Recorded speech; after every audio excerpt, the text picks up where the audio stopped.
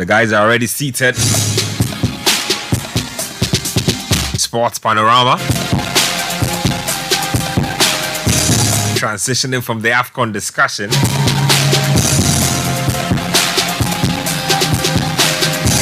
A lot's been happening this week.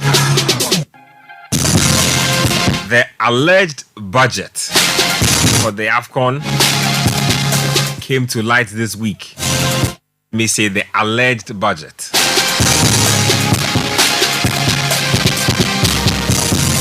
The Honorable Samuel Okudzeto Ablakwa has been making some revelations this week.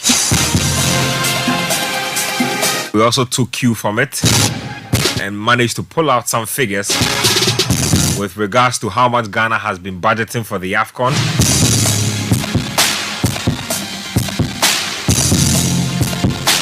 For the past couple of years, and how much prize money we've been scheduled to receive if we were to have won those tournaments. Very interesting numbers have been produced in these discussions or in these run-ups, so we'll be getting into that today. There's a possible demonstration against the Ghana Football Association and the ministry coming on.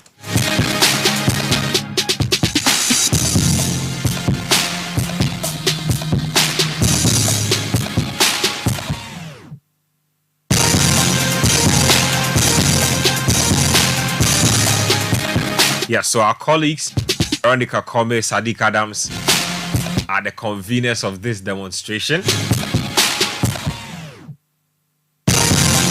We'll get to them and find out exactly what they are seeking, where the route will be for the demonstration, where the final point will be, and who exactly they'll be handing their petition to.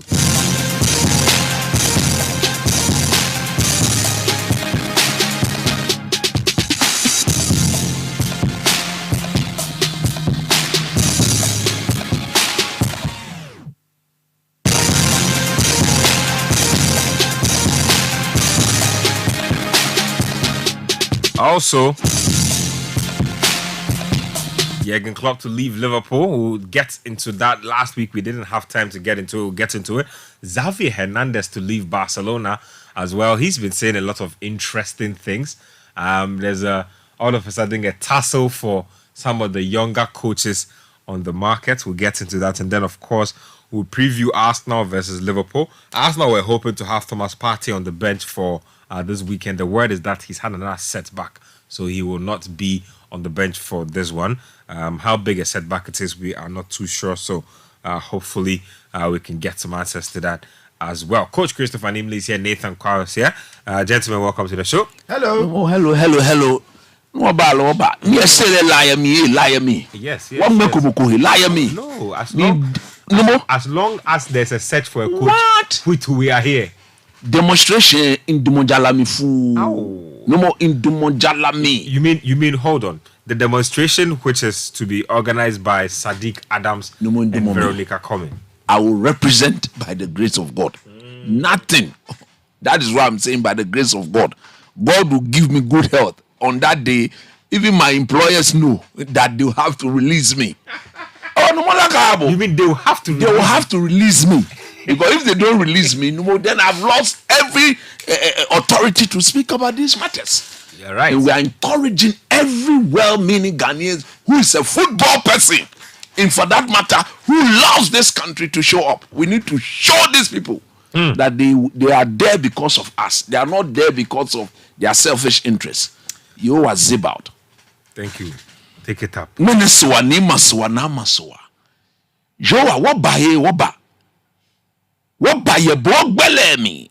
Woke bo nyama wo hie. Ni heni sane ka woka fonje. Ghana ma mu fembo wotwe. Abo fambi etwe be she na babo woro ntwe. Bi eje ope mu edenche. Na like ka bi woba be no fen wogbe ame. Won ye blogbena. Bo no wo wale. Ni bo kanya wo akashi. Woba yue anokwale. Woka jomo program ne. Jomo program ne. Wo meni wo bata bi efe yo wa. Jomo wo. Wo nupa ni kwa wo no woka jomo ame. Men. Bona fe. Ka wo gbele wo da eke kuniyeli abaha mangana. Kuniyeli. Heni budget ni wo 4 year ya nwe na aka wo mene wo ba gbele budget me no na ini kululu keni bi fe yo mene wo ba je fe nko bi Ghana ma mu fe klalo nye bo woto e bi ene anokwale bi ayo ye you are working on the 14th of February wo wale jomo Ghana bi ni mo fiamo ajepo kai wale waka wo anyi no hani meni ko wo football no anale akeshi ball wo no ni jama me no ni waka me ataje na me kwani ni biaya no shomo no kwani ni biaya no wo ba no le meni nye wo hie na ba fe ne ken demonstration waka yo wa jomo Ghana police e aka me gbagbe ame no gbe no aje wo ti no fe no na saka wo fe egbebu kokokoko on the 14th they were fe oba wala mi no ba tonke to kwaku ke minister ke mo fe mo ni sake wa ne le akashi football wo no ni jam no ni wona mele na mana no na ene mekani bi pi wo bi o Yesu gba mi wo we wole da amen. So you can join the show via text, WhatsApp, and Telegram. 0549 986 996 0549 986 996.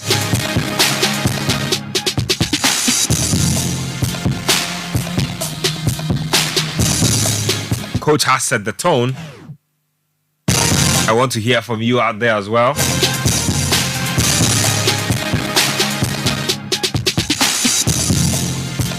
Now, while we're in the vein of the AFCON, let's just quickly get into the budgets. We'll get into the football proper itself because there's more football to touch on. But, Coach, let me start off with you. Like I rightly said in my introduction, the Honorable Kujeto Ablakwa this week, I think 4 days ago, managed to bring some issues to light through some leaked documents that he happened to get his hands on. Now, the documents, basically the long and short of it is that the FA and the Ministry of Youth and Sports agreed on a budget of $8.5 million for Ghana's current participation. Now, let me give some context to it by also reading out to you how much we have budgeted in the past and whether this was justified, especially in light of our recent economic struggle. So, if you date back all the way to 2013, now this is a comparison of how much Ghana has budgeted over time as compared to the prize money that CAF was offering for the competition. So in 2013, CAF was offering $1.5 million as prize money for the winner. Ghana budgeted $5.8 million. Oh, my boy. In 2015, again, CAF repeats the same prize money, $1.5 million. Ghana budgets $4.7 million. Wickedness. Then in 2017, I believe 2017, this is all under Nyantechi, I believe. 2013, 2015, 2015 was Nyantechi. Yes. I think normalization was 2019. Yeah, so Kert took over 2020 or 2022. That's right. That's so, right. So 2017 again under the Nyantechi administration. This was yes. So prize money was $4 million. First time ever. Ghana budgeted $3.4 million. So in the first time in 3 years, between 2013 and 2017, Ghana for the first time budgeted less money which than means the prize we money. are more than capable of doing so. At that time, we were just fresh off the number 12 scandal, so we were trying to be on best behavior.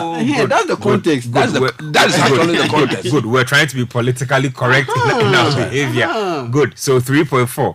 And then 2019 was normalization. Now, CAF upped the prize money by $500,000. So they went from 4 million to 4.5 million. Ghana went from budgeting 3.4 million in the year I was talking about to budgeting 6.3 million. Back to factory settings. I resume Odotwa. I resume Odotwa. Back to factory settings. Back to factory settings.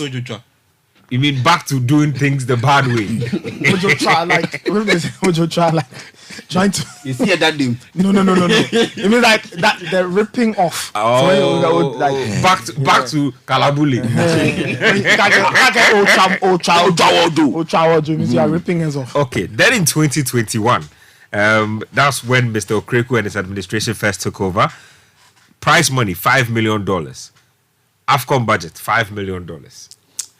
2023. Prize money, $7 million. Ghana's AFCON budget, 8.5 million. Now, I've heard a lot of commentary. He did not state clearly, but I heard ESCO member Fred Achi say slightly that Ghana did not even spend close to 40% of the budget. But I thought that was such a bad giveaway because if in the group stage you spent close to 40% of the budget, ooh, too huge. That's a big figure for a tournament that's being held next door. And you come here. Where, first of all, and they themselves said that a big chunk of this budget was supposedly going to be for the pre-tournament camping. Tickets, hoteling, which eventually didn't happen. Yes, so I think that when they prepared that budget, the projection was that Ghana was going to camp far away in South Africa, in SA. Yeah, I know that, and I'm telling you, my source told me that the initial plan was to go to Abu Dhabi. Okay, you understand? The initial plan was to go to Abu Dhabi. It was shut down by the ministry. Okay, and ex-Black Stars coach Chris Hughton, who said that they should go to SE. And then the public heat started. So back forth, and then they finally decided on camping here. I will tell you where the Ojotra started. Listen to where the Ojotra started. If you read the document, I've sent it to, I have some document. When you read it, what Honorable Okujato Ablaka put out there, the money of close to 6.something million was wired into a certain account called Women's something account. Sports development. Women's sports development account. Every Ghanaian, listen, that's a really strange. We were supposed to go to South Africa, so let's assume that was when this budget was what done. We said no South Africa. Ghanaians said no. Camp here in Ghana. If you look at the date that we started camping here in Ghana, if anybody can check. Yes, so it's okay. So I mean, when we started our camping, because the tournament kicked off on the 13th, isn't it? Yes. The tournament kicked off on the 13th of January. The date I see here is 12 January 2024. Yes. So but then we had already done close to 10 days camping here in Ghana. Dr. Kwame Chase sports complex and the hotel somewhere, that's where we're sleeping. How then, if you are not wicked and you are not a demonic character, look, how then would you wire $6.something million into an account on the 12th of January? And out of that $6.something million, we are told that $1.3 million is for the camping and where they were driving to and from, the players were complaining that a foot road, that's the road. So you could spend close to 1.3 million. I would have hold on. No. I think that we can't deduce that specifically from the documents. No. We can only it can only be alleged or projected. You can't deduce that specifically. So let's be careful. You listen to me, you understand. You understand. If you are going to camp in South Africa, let's say this budget was done to camp in South Africa, and you ended up camping in Kumasi from the 1st to the 10th. Obviously, the money you budgeted will decrease. Drastically. Why should you transfer $6.something million into an account called Women's Development Account? Why? Because at least, if not anything at all, that $1.3 million that was set aside for camping alone in Kumasi should have been slashed close to like $200,000. Tell me what I'm saying doesn't make sense, so that I will change my line over. It does. Because It does. You have prepared the budget that says you are going to South Africa. And out of that I budget, think these are the things we need answers on. So out of that budget, the money you prepared for South Africa, it didn't happen. So what happened to the you players? had close to 10 days to go back and then fix that $1.3 million that was earmarked for what? Camping. You didn't do that. I'm only saying this because You wired the in fact, if you read the statement, they were directed. I think the finance minister told whoever is in charge of wiring the money to give the people 5-point-something million. Shockingly, how much were they given? They were given 6-point-something. Get the true figure for me, Minito. They were given 6-point-something million dollars. Ghanaians should listen to what I'm saying. Oh. You are correct, coach. Yes, they said, in Ketia, I'm the paymaster. Then my boss, Samens, CEO, Citi, coach, give Nketia 5-point-something. Then I go and I give you 6-point-something, more than $1 million extra. Nathan, if this is not demonic and this is not devil and this is not wickedness, can anybody tell me that this is not a strictly demonic act? If you are not wicked, would you do this? And we have a minister who sits there and allow this to happen. We have a finance minister who sit there and allow this to happen. Look, by now, heads should have rolled. I think they are waiting for. So the directive is that Parliament will call the minister before the House. Parliament. I can't get 5 will be 6 and 5. They'll have to deliberate all those issues, because the last time, remember, when they came back from the AFCON, they said that it's not all the money they budgeted that they spent, and so they were returning the rest to state. You don't read. I said, give the man 5. Why did you give him 6? Come on, you are fired. Quick. That is, if your boss, go and give the man 5 million. Why did you give him 6 million? From 5 and 6, are they the same? The spirit, 5 and 6, are they the same? the spirit of the act makes it smell Very fishy. criminal. Makes it smell fishy. Very demonic. Very criminal and demonic. We are suffering in this country. No more. In Ketia, we are suffering. Oh. Look, a friend of mine said he needs to get a car for his wife. No more. My friend showed me the clearing duty today. Saloon car. No more ma efite. After ma. As for those things, Look, after ma. more than 10 different taxes. Afite ma efite. Ghana ma efite. That is why people with impudence give them 5 million. Oh, bogus swine, to hell with the directive. No more, we put 6. Who was that extra $1 million meant for? Who was it meant for? Big question. Who was that extra $1 million meant for? Coach, miscellaneous. And if you look at the thing, no more, honorarium. Who was that meant for as well? That was the shocking bit for me. Honorarium. Ghana. Look, Ghana, eh? Is it honorarium like that? The last time I remember that word was at the Jamaica Commission. Yes! If you go to the list, there's a portion for honors. But what is this? Yeah. 185,000. For what? No more, $185,000. For what? I think we have the graphic, right? Yeah, so it's here. Yes. So let me just have the graphic here so I can give. Oh no, okay. Let's pull out the graphic for This me. is the statement. okay, you finish. Let me make my I last. think the graphic makes it easier. The breakdown Break of it down. how much money was going to be spent on every aspect of the nation's preparations. No more. Once he looks at me, I don't trust the Parliament of Ghana.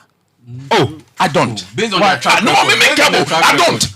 Look, in this country, to do a decent promo the on politicians are the people crippling this country. Me, I pay tax. You pay tax. We pay tax. These are people. But can't we wait and see the job they will do? We were in this country when we went to Qatar, and this same minister went to Parliament, and he said he was going to come and give a break. Did he come back? Has he gone back as we speak today? He has not. And we have, this is the type, look, if we have a parliament that is not clear of who the majority is, we cannot get these people to answer for these questions, then we are doomed when there's an obvious majority and they are ruling the country with some form of impudence. The Honorable Ablakwa says that they will be so for me and Ghanaians to trust the Parliament of Ghana, they shouldn't just question this minister on what happened in Cote d'Ivoire, or they should go back to where? To Qatar. They should go back to Qatar and get him to bring the breakdown from Qatar to now. Because you and I know that when it comes to the people at the Ghana Football Association, every money that they receive for preparation and camping, what I believe the minister is aware. You know what's crazy for me in all of this, Coach? I noticed how much we've been budgeting for AFCON over the years. Do you know what's crazy for me? I feel like our figures are colossal and really ridiculous, especially this last one. Why? What? Because I mean, Cote d'Ivoire is just next door. No, we sat here. Cote d'Ivoire no Ogu. It's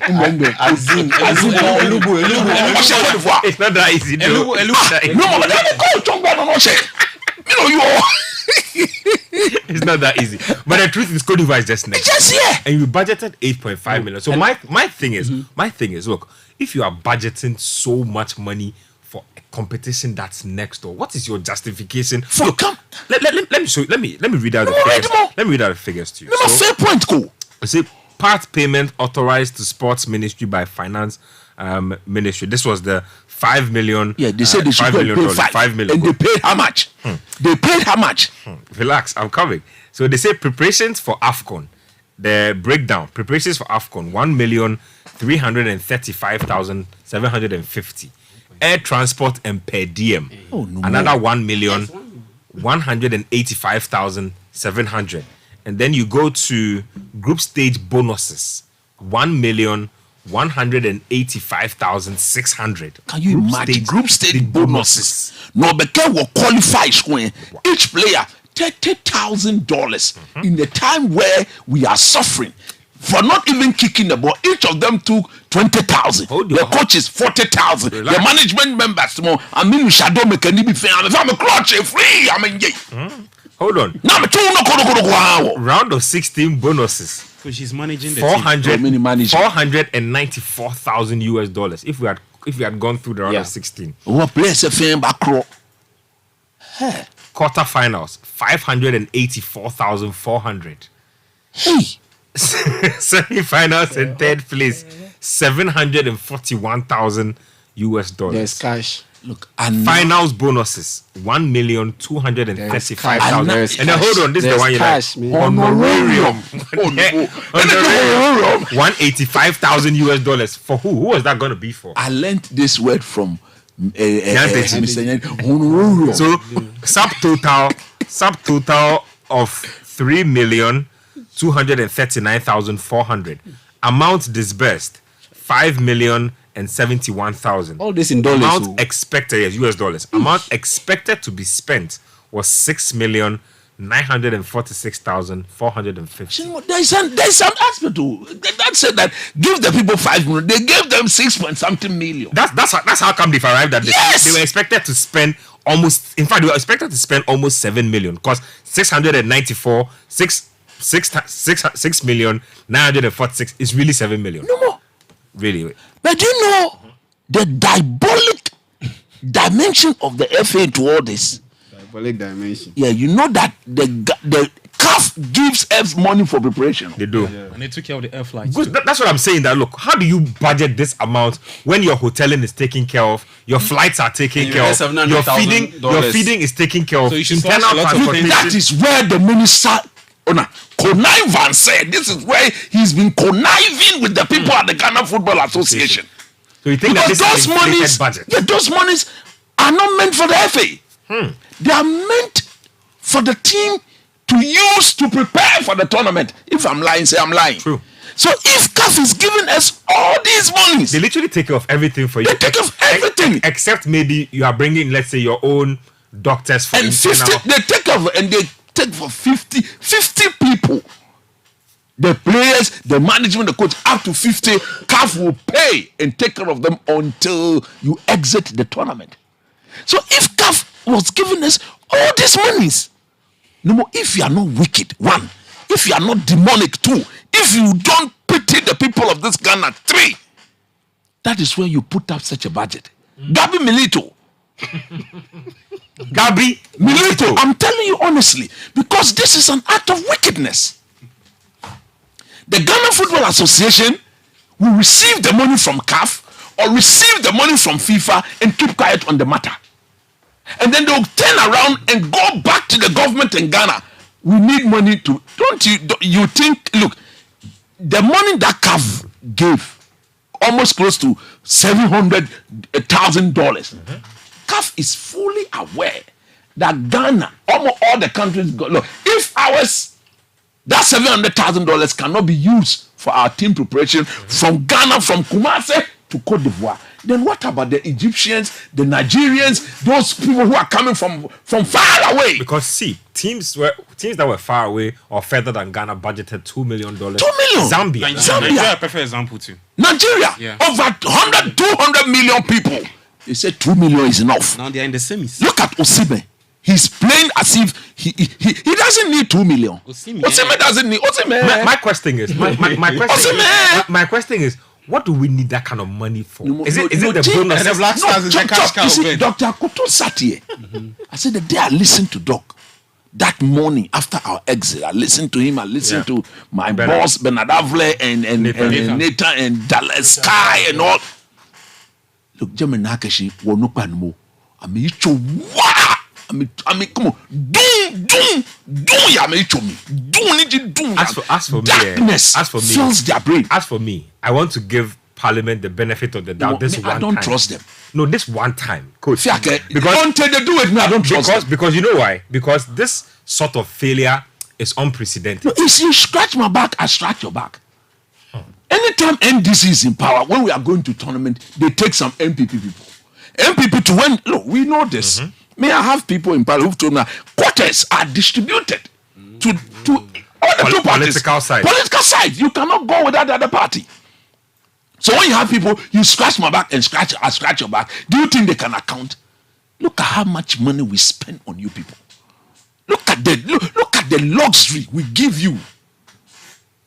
Look at the things we do for you. We the ordinary people on the street, get nothing. We get nothing in return. Except the happiness. All we ask for is our happiness, and be accountable. You allow Keto Kreko and his people at the FA. No wonder some of them 2 days after we've been booted out of the tournament will find themselves at a spot chilling and saying that, as for Ghana 4 days, after 2 weeks, we will keep quiet. Look, we are telling them, I will not follow you anywhere. But because of your actions, you are developing some form of hatred. Ghanaians are disliking you. So when you go out there and you are chilling and you are drinking and you are boozing, you are making such statements, people will take you pictures and video and send it to some of us. Oh, no more. Look, when we go on break, I will show you a video on my phone. A top member of the FA who was in the Ghana 4 day, they will talk after 2 weeks. They will stop. I will show you the video.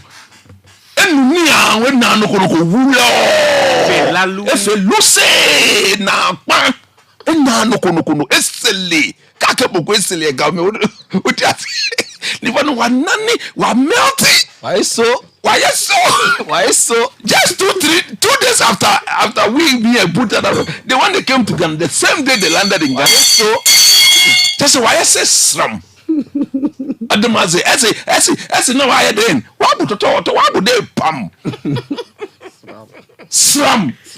So you see, coach. So what we are saying is, in Ketia, you said we should give the Parliament of Ghana this last chance. I think that they are very interested in the direction our football is going. That's what I'm saying, that we have 2 perfect opportunities. The Parliament of Ghana. We had one during Cameroon 2021. Qatar 2022 and this one. So those 3 we are leaving to the Parliament of Ghana. 2. On the 14th of February. We need to shake the foundation of this country. We are trying to put Veronica Come on Sports lovers, not only football. Yeah. Because the amount of money that is spent on football alone is depriving the boxers, is depriving the athletes, is depriving lots of people, lots of other sportsmen from benefiting. Sports lovers, we are calling upon all of you. Old dwat days, new dwat days, medium dwat days.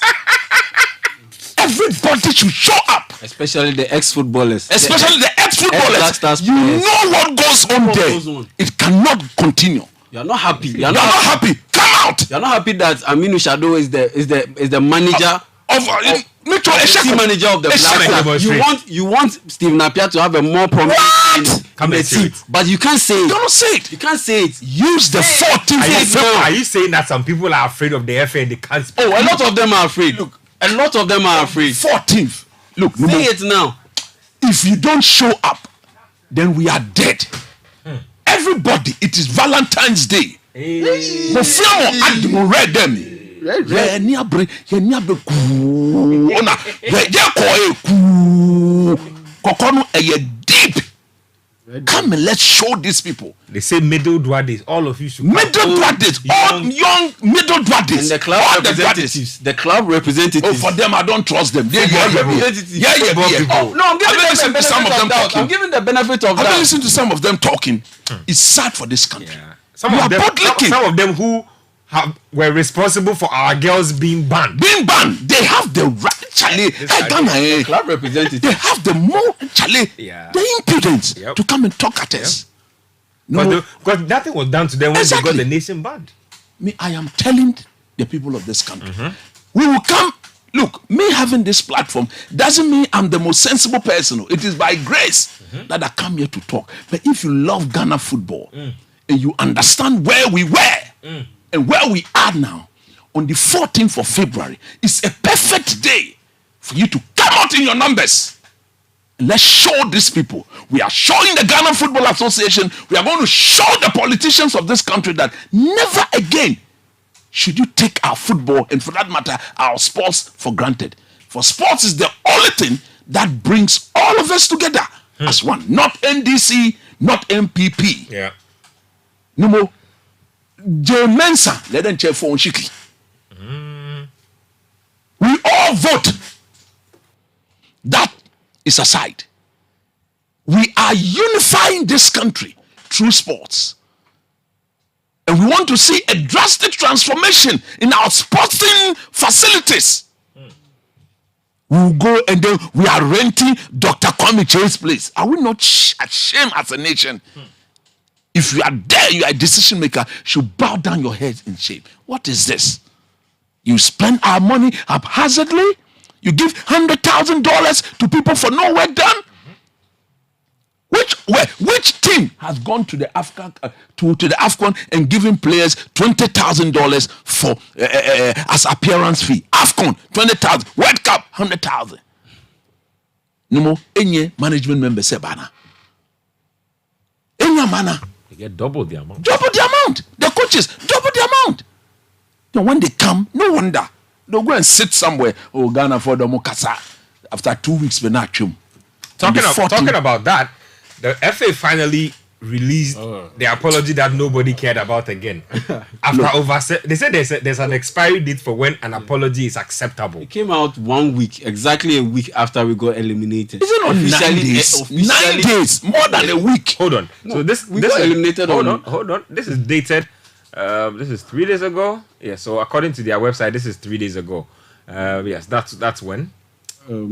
Today is that's Wednesday 2nd or Tuesday. Today is 2nd. Yesterday was 1st. 31st. Wednesday was Tuesday. Tuesday was the 31st. Yeah. Yes. It came out on Tuesday. Yes, and Tuesday was the day Ghana officially got eliminated from the AFCON because they waited once we were done with our game against Mozambique, we weren't officially eliminated. No. Me, I don't look at it like that. The day we couldn't beat because the serious teams. 2 hours after they were apologizing, Yes, and the serious things. And they were renewing their apology. The apologies. We'll come back. I'll come back to you in a bit. We have Veronica Come on the phone lines. Veronica, good evening. I don't know if you can hear me. Hello. Veronica, good evening and welcome to Sports Panorama. I don't know if you can hear me. Hi, good evening. I can hear you, Benjamin. How are you? I'm absolutely great. It's nice to have you on again. Received a lot of good feedback from your appearance last week. I see that you are still in the spirit and you are convening a demonstration on the 14th. So first of all, why has this demonstration come about? Who is involved? And give us the initial details before we even get into it. So the demonstration is themed Save Ghana Football. It is for Ghanaian fans. It is for all of us because most of us are football fans first. If you gauge the atmosphere, there is a growing call or concern about how Ghana football in its entirety is doing. It's a reflection of how the Black Stars fared out there, the way things have been handled by the JFA in the aftermath of the exit at the AFCON, and a lot of people are saying, for once, maybe it's a good time to have our voices heard, to make a few demands, because this problem is more than a 40-year-old problem. But at this minute, you almost can say that football is on its knees or getting to that level. And we do believe that as a football nation, or as a nation that used to be a football nation, because as we speak, we are not a football nation or we are not a powerhouse, something must be done. So the people involved are Ghanaian fans, ordinary Ghanaian fans like you and I. I don't know if you are an ordinary fan, I am very much an ordinary Ghanaian football fan. Yes, like you and I, the primary stakeholders. We are saying that it can't be that if you have a top brand anywhere in the world, when there is a top brand and the customers or clients or those who enjoy the services of the brand are unhappy about something, the brand might want to listen. If you do not listen, then three things might be at play. It's either you have lost touch with reality, it's either you do not respect your primary stakeholders, or you simply do not care. We do not want to believe that is the posture of the ministry or the Ghana Football Association or anyone or everybody who must be involved to ensure that football thrives in Ghana. Because ordinarily, we have talent in abundance, but we know that without a policy, without a few cents, we would continue to have this kind of conversation because the Black Stars will go and come, teams will go and come, and we won't have any meaningful impact. So this has occasioned the need to, work on Vowels Day. And whoever will be on the grounds that day will be working for the love of the game. Nice one. That's very aptly explained. Talk to us about, first of all, how many numbers or the numbers you are expecting, where you are going to convene for the demonstration, where the route is, your communication with the police, and then also who the petition be handed to. Who are you looking to hand your petition to? On top of my head, we are expecting about 2,000 people. It's almost beginning to look a little overwhelming because what began like a few people ready to even stage from a one-man demonstration to a few people seem to be growing by the day. And it's all good because it's a reflection of how passionate people are about football. And I think it might be something that officialdom take for granted. Because in our dealing with the police or with the security service, there was one thing that came to the fore. All of them watch football to its highest level. And there were top police people or top people in that institution that could look into our faces and say that, after we exited, we have not been able to watch football. Someone says, I haven't followed the AFCON then. One of them said, I sat in my room and I cried. So all manner of people relate to football the same way. We are all passionate supporters. So we have had a smooth relationship or in terms of support so far from the police. Okay. We'll be there to provide all guidance possible. They are helping us with security, checking the mood of the nation or checking a few things just to make sure we have a smooth ride on the day. The process is designed to start at the Obra spot, like many protests, and then end up at the Independence Square, what would happen is that we are supposed to petition the president of the nation, because we truly understand that for some of the things we are calling for example, reforms, if the president occasioned it will be great, because what it means is that he will understand that to be able to occasion that, we will need to have a policy that integrates the student athletes, the footballers on the street, the school dropouts, all manner of people, whether you can play football or it is that your call is to be a physio and all manner of things. A policy can be huge and it can rope in a lot of people. So as long as the president understands that and he sees the need to occasion that reform, then we are in a good place. So our first target is the president. And also we are asking that the GFA walked into town a week, even before that apology came. They thought the right thing to do was to look for a replacement for Chris Houston. What the ordinary Ghanaian football fan is saying, that it cannot be that for the last 4 years, every year, you have one coach.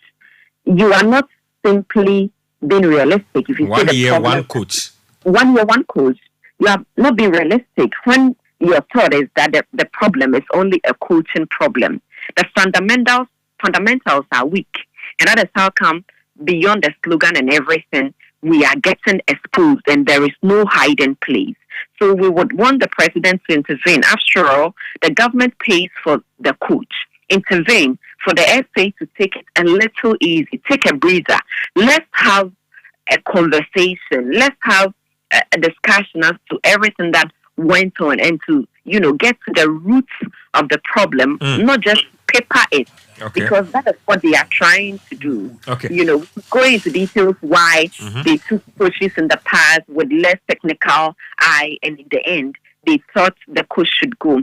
If that is a committee headed by the same person, then you may want to ask, aren't there problems that we need to address beyond just bringing a coach? They are also saying that it would be great if we participated at competitions, but we are better off if we fix our football, and if it means that we'll miss out on some competitions. But if after a few years we are at a certain level where we almost can compete and be sure that results could come in on all facets of the game, it cuts across whether it's the princesses or maidens or the queens or the starlets or the Premier League or the coast football or through the education system, and it's beyond just providing boots and others, then we are in the right speed Direction. to have some progress. So these are some of the things we are articulating. The GFA itself should have a copy of the petition, so we'll make a stop at the FA. Then in Parliament, where the parliamentarians, the leadership are expecting us, and then we end up at the Black Star Square. So this one is for Ghanaians, it's for all of us. Because when you and I watch a game in the pub or at the pub, at the lorry station with our friends, when the Black Star scores, we are very excited. We hug each other. We are very, very happy. And we do not care about your political affiliation. True. Football is beyond politics. It is bigger than all these political affiliations. It is why government always ride on that euphoria.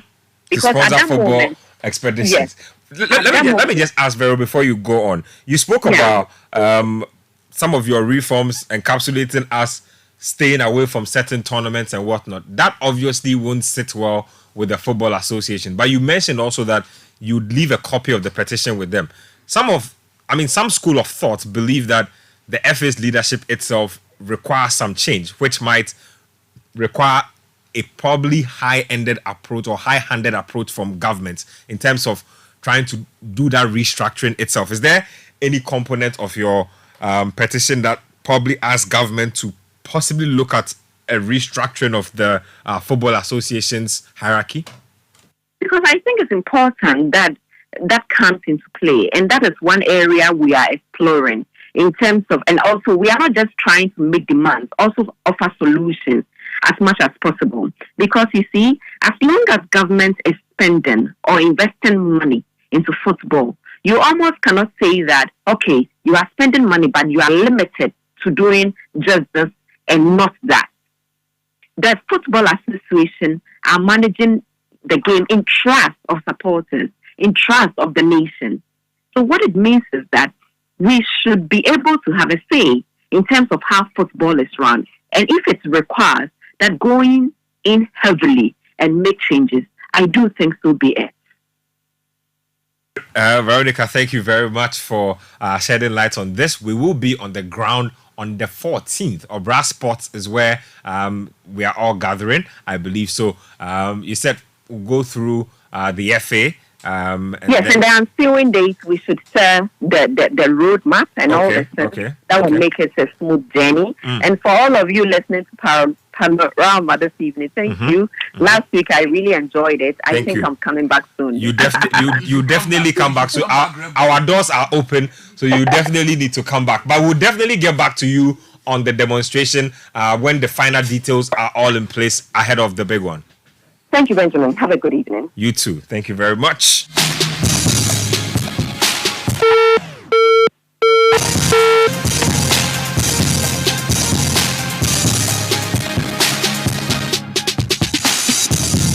So you have Veronica Comey there, the conveners for the 14th demonstration against the Ghana Football Association and the Sports Ministry. They say that they are going to present a petition that basically revolves around restructuring the country's football policy. Rope everybody in, all stakeholders who are important to developing the game need to be brought into the fold. Interesting message coming from Judy. Says Kurt and the FA had to be pressured by the anger of Ghanaians before they apologize. I don't think the demonstration should come on, but rather we should boycott all Black Stars events until the Jamepe report is used to run our football. They did score the brace, so he thought it was a good time to apologize to Ghanaians. He wanted the number 10 shirt and the captain's armband, and he took them. He only wanted to live his father's legacy and nothing else. What else should he experience to see that he will not lift an AFCON as Ghana captain? A lot. Charlie, the guy said, hold on, let me finish that message. He says his father has a picture of himself lifting an AFCON, but his closest would never be comforted in tears by Hervé Renard. Would forever be comforted. His time shall surely come. Interesting message there. Safo Manuel says that, good evening, guys. We are hitting the streets diplomatically on 14th. No dulling. Wild momentum on my placard is we need a football-loving minister.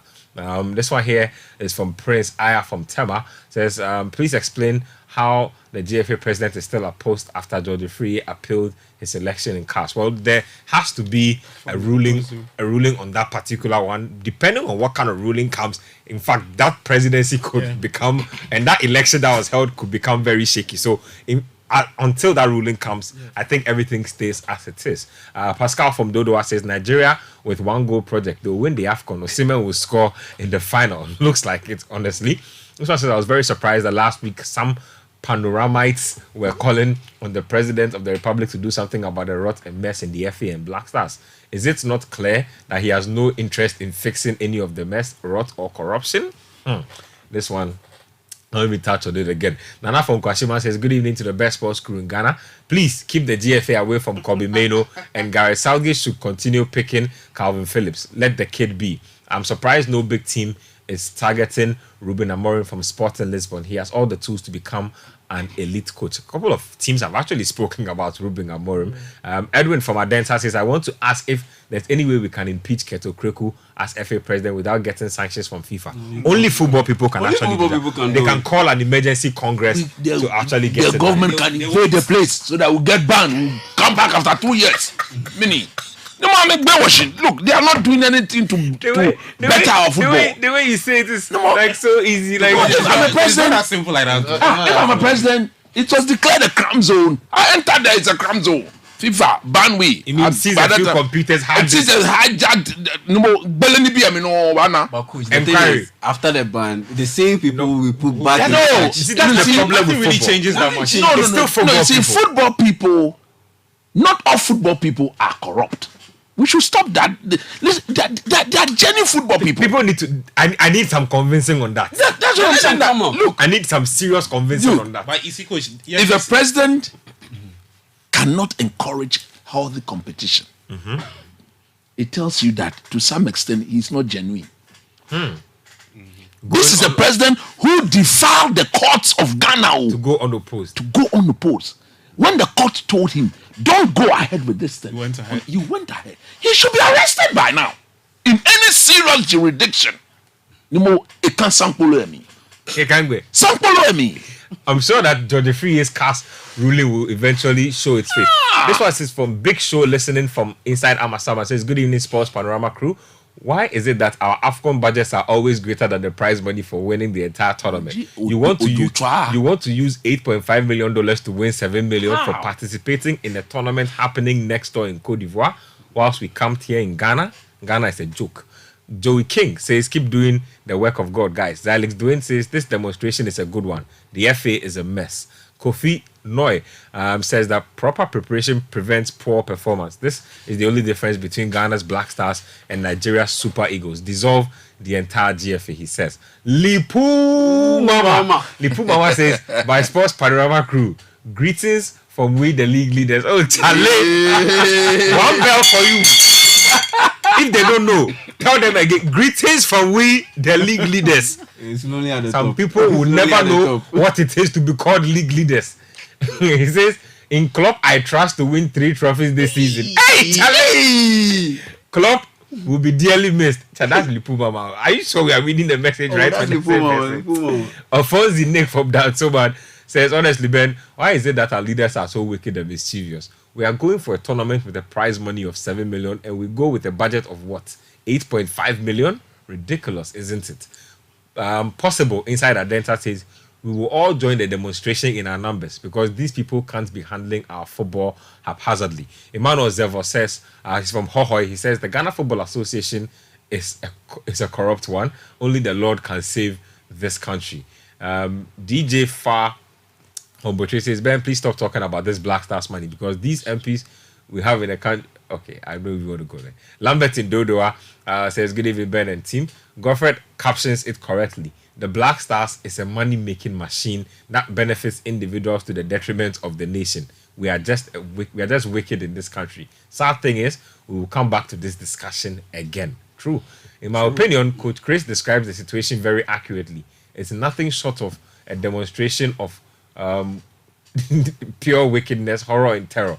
God will punish them according to their wickedness in this life and in the next one to come. Ernest from Dansoman says, all that you guys need to do is join the demo on the 14th. Thank you. PJ from Koforidia says, the country is cursed. The country, this country of ours is sick and cursed. We have no leaders. All our sports journalists in Ghana and sports fans should stop advertising Ghana football. Fans should stop patronizing GFA stuff. No watching of league matches, no attending Black Stars matches, etc. Fifi from Latabia Koshi says, I just want to find out if FIFA can ask the FAs or FAs to account for the monies received from the FIFA forward. Can they also go and inspect facilities the FIFA forward monies were spent on? They definitely can do all of that. They do all of that. So now, when they come and they are not convinced with what you have done, they can withhold your money. They can withhold the money. So countries like Mauritania and they are getting more money. Mm-hmm. In fact, the more they give you more money based on the kind of development you are pursuing. So they can definitely put checks on these things. And I'm sure that's why we've been seeing boreholes again. They could do when somebody buys a poly tank. You buy a poly tank? What? Poly tank? What is more poly tank? 2024? You are unveiling a poly tank. 2024? It's for the borehole. After you've received $1.5 million a year from unveiling the borehole. Poly tank now. Poly tank. You know what's crazy for me, Coach? I saw Keto Kreku's manifesto when he wanted to become. Oh, no more. See, it had the most. The one he was sitting in a stance. If Charlie, he was sitting in a stance to demonstrate fan culture. I sat here. You see where Yao is sitting. That was where he sat. I sat here. When he came here, he spoke. When you asked me, I told him boldly here that you are not couch for the job. And people thought, look, you were hating. I was no. No hating, man. Do you know what's funny? Like I was saying, if he was going according to his own manifesto, Ghana football will have probably the most beautiful development plan in Africa. Look. If he was going according to his own manual. He doesn't need to go according to his manifesto. It's simple. He needs to go according to the slogan that he championed. Bring back the love. If you love our game, it's just Just a simple thing. Bring back the love. Creating wealth for all. Back the love. Look, by now, like everybody can be ADD. look. Bring back the love. You know what he has done to our juvenile football setup. You weep for this country. Look, you want to bring back the love. If you are not, how can you FA president? You have like 6 teams, 6 or 7 teams. I say he has more teams. How can you behave like that? The FA president has more teams than he has AFCON wins. When you take your players for them to be looked at the national team at that level, then they'll tell the boy to register for them. The boy should leave you and sign for them. A very good player. When the boy says, no, look, I took a player there, disguised myself. I think that's one thing. And I told the boy that, look, don't do anything to read. Charlie, coach, I should sign for them. Our football and I said, system look, needs you will not sign for them. Yeah. So in 2 days' time, I know they will send you back. In 2 days' time, they send the ball back. You have teams at coast level. You have teams at Division 3. Division 3, Division 2, Division 1, Premier League. What is that? Who are you and what are you? Bedroom Pep Guardiola says more. we are tired of this Black Stars and local football. You can spend the whole year talking about them. They won't change anything. You guys keep talking about this issue every year after any tournament. You can go with the demo scream. Nothing will be done. Forget about them. We aren't serious. Talk about foreign news only. We can't also do that. But you see, in the demonstration in Ketia, we have, like you have said, our former players. Yeah, they need to turn up in their numbers. Somebody like the baby Jet. Look, Oh. it's a humble appeal. No more. You mean Jet he must support this cause. No more. One five. You would be a better team manager to the Black Stars than Aminu Shadow. I'm telling you honestly. Can you imagine Asamoah standing there? Who is run for Connie Doffer? That's the job of the team. No, that we call bomb over there. You can check You can check when a coach or chairman about to blast and they actually labor. Asamoah, we want to see the likes of John Pencil, John Mensah. This is your Black Stars, the Black Stars that you made so famous globally. This is how lowest of lows. 2 AFCONs, no win.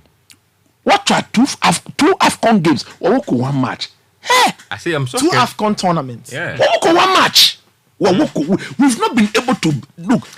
But people don't seem to understand how serious qualifying this to is. 2006, we went to Keve, we beat them 4-0. But it's interesting we say Went to South Africa. We beat South Africa 2-0 in South Africa. At the time, Okay, 4. At the time, South Africa's national team was way better than the national team we are seeing in this tournament that is going to play in the quarterfinals. You're talking about the AFCON wins. And for listeners, think about it. Ghana's last AFCON win was in 2019 Can you imagine? in Egypt. To a Guinea-Bissau? We beat them Guinea-Bissau. 3-0 or 2-0. I can't say 2-0. 2-0. Wakasu. Jordan and Partey. No, I think it was Jordan. Yeah, Jordan and Partey. Babarama assist and Partey just tapped it in. Well, we could match. We can't win. Ghanaians can't even remember. Ghanaians, people will think back. They can't even remember what you're talking What is about. coach saying? It is what? How can they can't remember? 4 calendar years and 2 months since Ghana last won a game at the AFCON. I say today, And it's so terrible. you've eaten more times today than Ghana has recorded. In 2 AFCON tournaments, Ghana has not won a game. we've garnered 3 points from 2 AFCON. 3 points from 2 AFCON tournaments. So you see, the Cameroon episode was so depressing. We needed 2 points For me, to qualify, and we couldn't manage 2 points. The other day I said, with Comoros. the other day I said something. I said that of all the players in the national team, the one I feel sad for is Mohamed Kudus. Of course. Because at 23 years, Yeah. we've already scarred him. We've traumatized the player. That now he would want to play the next AFCON, yes. But you've put him in a position where every time he plays a game, he's telling himself, I need to do 200% for my country. Of course, you have to play 200% for your country. But is it worth it? it's added pressure. Is it worth it? And then you Is ask it worth yourself, it? Is it worth it? should I do it? Because in the end, but all I will say is that we need to get extra serious. And I hope that the government and the presidency will get involved in this. Because when the players were leaving, they went to see the president. Yep. But when Held the dinner and a mini when after concert the for them. tournament, everybody is left. The No, they didn't taxpayers, man. come back. Then one person sends an apology to Then that person 2 days. Somebody else sends an apology. 3 days. I'm coming. And then we've come back. We are yet to get a technical report from the former coach. Yeah. We are in 2 AFCONs. Nobody has explained to us Ghanaians what went wrong. What our shortcomings were. Yep. In 2 AFCONs, we've had in 3 tournaments, we've had one apology. One apology from the GFA that says we are sorry, we are doing this, we are doing that, we are doing that. All well and good for the optics. But you see, it goes beyond the apology. This AFCON has reminded everybody that in this game, if you don't do your things well, nothing will save you. If you do not do your things well, nothing will save you. You know what I was just asking myself today? So when our FA president and his contingent attend all these CAF seminars and co-mininis, you know, like how do they feel when other countries are showcasing? They feel the same way our politicians feel. When they feel the same way our politicians feel when they fly out and see developed countries and the things they do out there. You think they don't see it? They see it, but when they come, they are fine. I think maybe you've forgotten. When we had Mauritania Evans Opoku-Bobie, yep. After the Cameroon, the Morocco, he came back and he was in awe about the complex. But what do you have here to about show? The difference in and within that time and now, there's nothing. What do you have here to show? We have youth resource centers. Not to cut you. You know, there's the the 13th African Games. Yeah. I just saw, because of the football games as part of the games, the U20 team and the Black Princesses who playing their football tournament were in Cape Coast. Have you seen the pitch, Ben? No, have you seen the pitch? It's looking like Tom Brown. Look at the pitch. The Cape Coast Sports Stadium. Cape Coast Sports Stadium is new. fresh. You know, we like to talk about it like it's an old it's a new facility. So we'll be using Babayara, Accra, and Cape Coast. Countries have had grounds older than some of the grounds we've built in the Hofet Boigny. The Hofet Boigny is an old stadium. It is. But they've revamped it. Yep. So why don't we want to do some of these things? Look at the state of the Seaports. But every time I see the Seaports, it breaks my heart so much. Didn't the finance minister tell us that the Seaport was 90% completed? Is that 90%? Charlie, I like if that is 90%, I want to apply ratio and proportion. If less, more divided. So if this is 90, I'd like to see a Seaport at 20. They say right now the kiddies around the Seaport, every day they do pampana for you. Because Charlie, hide and seek. More places to hide, my guy. While you are doing pampana, then the rats and the Nkusis are also doing their own thing. Why are we doing this? We need to get serious. The president says, GFA president says, bring back the love. But as we entered February, the month of love, Bernard Avle gave out a wonderful speech. And I just took a few sentences from it. Love is an action word put into action. It's a decision, not just a feeling. It is true. Love is also repeated action. And when you look at the repeated actions of the GFA under Keto Kriku as president, have they got love? Have they demonstrated love? You know, to bring back the love. They say you should bring it back. I should bring it back. But when Nigeria and Ghana stayed in the same hotel at the AFCON, Nigeria draws its first game against Equatorial Guinea. There is heat from Nigeria.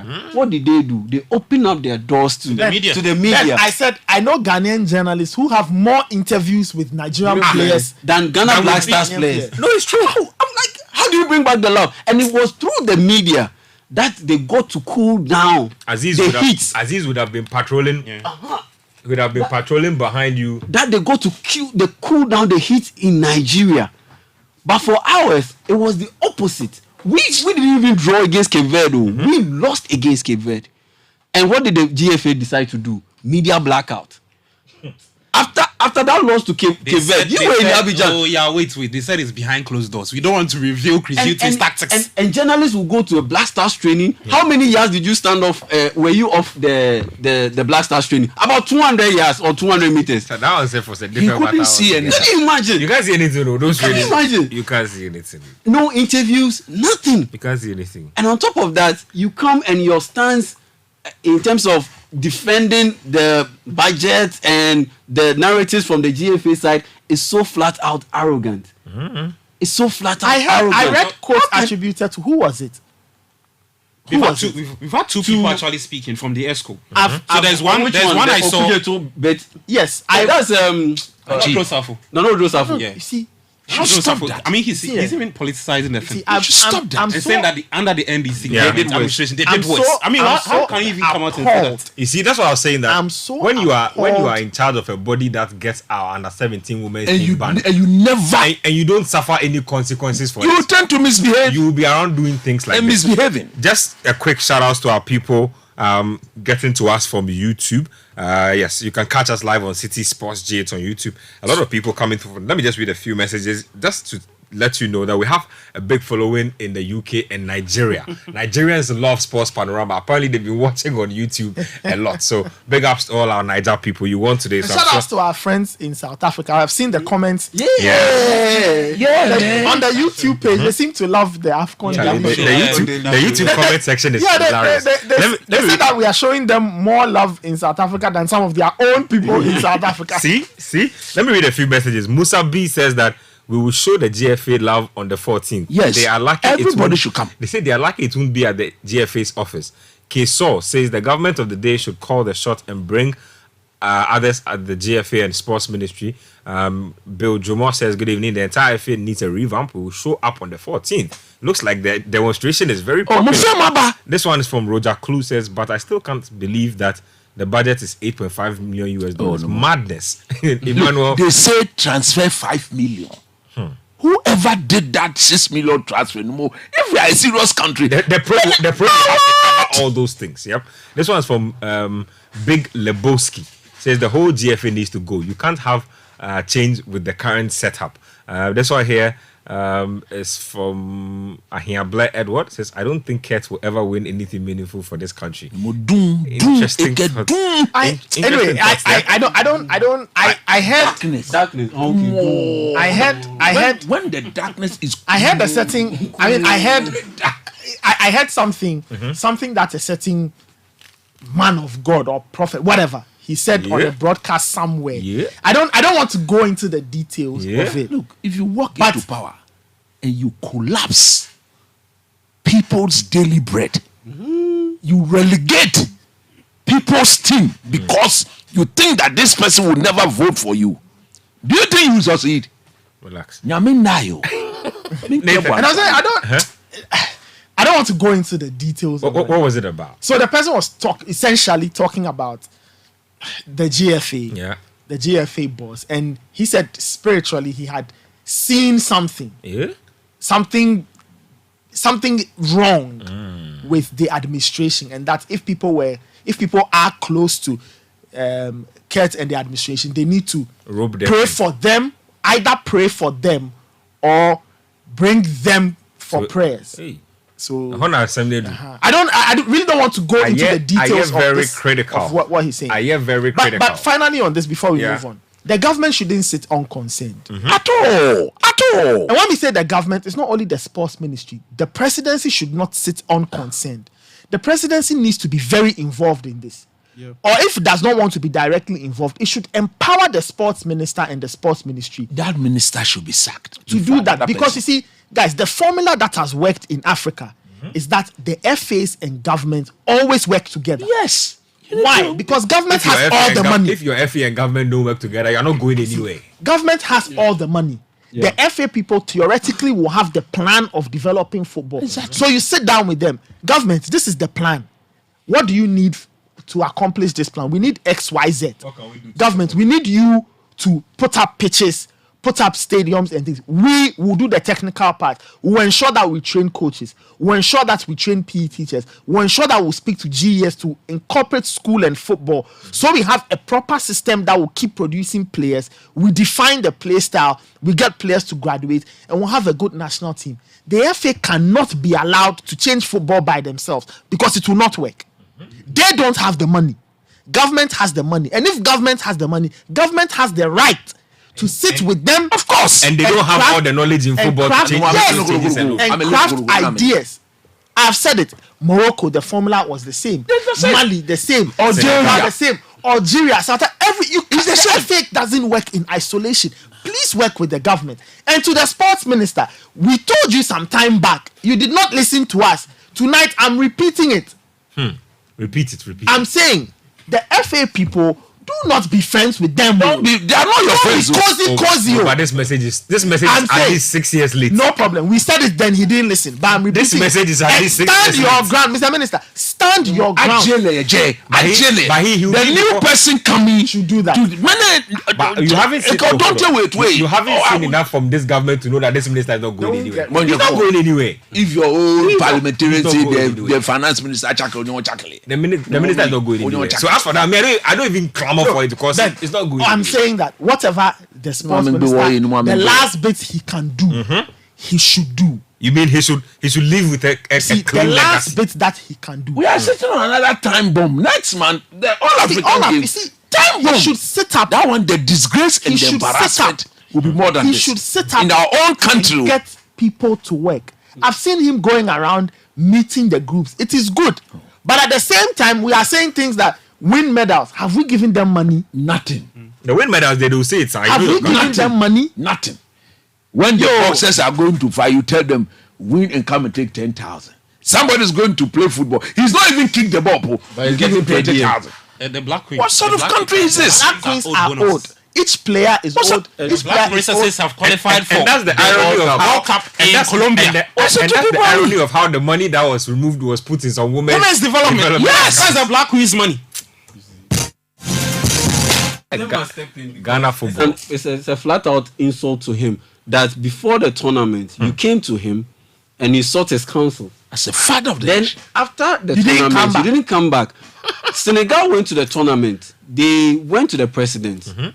After the tournament, when they got eliminated, they went back. Nicholas Jackson couldn't fly to Chelsea because they had to go meet the president. But you won't go what? They had to go and meet the president before everyone departed. And nobody can tell us that their club obligations. This is proper culture. This is proper culture. And that's why the president must step in because these guys are flat out disrespecting him. He's an elderly person. That's one. And on top of that, the position he occupies, the number one man of the land. If the position he occupies, young, sports minister. He's the number one man in the land. That's what I'm saying. That when you go and represent us, elderly person, you go and represent us at a tournament. Yeah. You go and seek his blessing. He being an old person and understanding culture, he did a dinner for you, organized a dinner for you to bless all of you. Now you go and things don't work. Aren't you supposed to come back and say, "Oh, Daddy, we went to the tournament. You sent us. It didn't work, so we are back to let you know that it didn't work." And we are sorry. We are sorry. Everybody was ducking. See, everybody was ducking responsibility. When we were coming back from Cote d'Ivoire, the day I came back, we made a wager on our way back that Inaki Williams will be on Bilbao's bench by the time we arrive in Ghana. Lo and behold, and he scored. He scored an assist. And then that's where you get this disjointed apologies. Ofori, first day, 2 days after Bukari, Andrayu, 3 days after. What is all of this? That is why the sports minister should be sacked, because he represents the president at this. We saw him on the in the stadium that day when we were playing. He was reading the test bar. He was spotting the West. You mean he was trying to give the black spiritual boost? And I was counting his prayers. I told him here. Sounds like Professor Snape and because I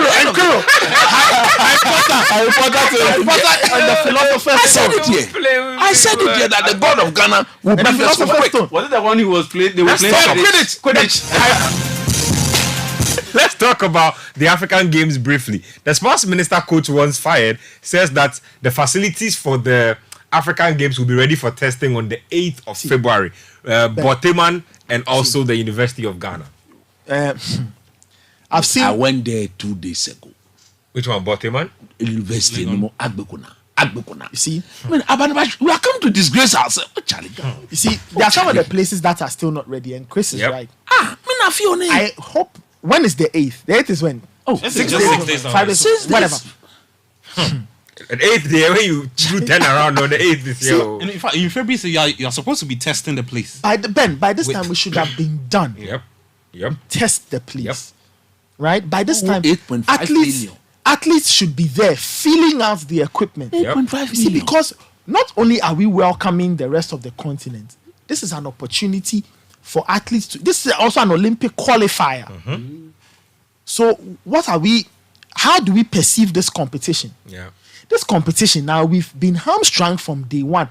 Extension upon extension, as if you are writing thesis and you are not finishing. Because you're going to collect a competition that you know you can't host. You see, and it's not like our own money. We've got to borrow money.